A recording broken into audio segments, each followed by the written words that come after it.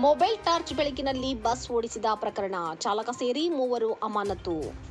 Kalaburagi Chincholi ಕಾರ್ಯಾಚರಣೆಯಲ್ಲಿದ್ದ bus ಸಂಖ್ಯೆ KA28F1985 ರಾತ್ರಿ ಕೊನೆಯ ಸುತ್ತಿನ ಕಾರ್ಯಾಚರಣೆ ಸಂದರ್ಭದಲ್ಲಿ ಹೆಡ್ಲೈಟ್ ಮಂದಗತಿ ಇರುವ ಕಾರಣ ಮೊಬೈಲ್ ಟಾರ್ಚ್ ಬೆಳಕಲ್ಲಿ ಬಸ್ ಚಾಲನೆ ಮಾಡಿದ ಪ್ರಕರಣಕ್ಕೆ ಸಂಬಂಧಿಸಿದಂತೆ ಬಸ್ ಚಾಲಕ ಸೇರಿ ಮೂವರು ಸಿಬ್ಬಂದಿಯನ್ನು ಸೋಮವಾರ ಅಮಾನತು ಮಾಡಿ ಆದೇಶ ಹೊರಡಿಸಲಾಗಿದೆ.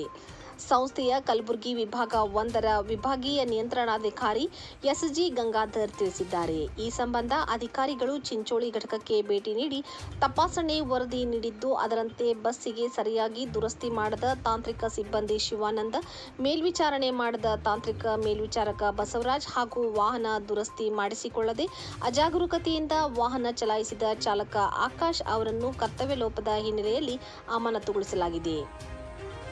ಇನ್ನು ಈ ರೀತಿಯ ಘಟನೆಗಳು ಮರುಕಳಿಸದಂತೆ ಎಲ್ಲಾ ಘಟಕ ವ್ಯವಸ್ಥಾಪಕರಿಗೆ ಮತ್ತು ಸಿಬ್ಬಂದಿಗಳಿಗೆ ಜಾಗರೂಕತೆಯಿಂದ ಕರ್ತವ್ಯ ನಿರ್ವಹಿಸಲು ಸೂಚಿಸಲಾಗಿದೆ ಎಂದು ಅವರು ಪ್ರಕಟಣೆಯಲ್ಲಿ ತಿಳಿಸಿದ್ದಾರೆ.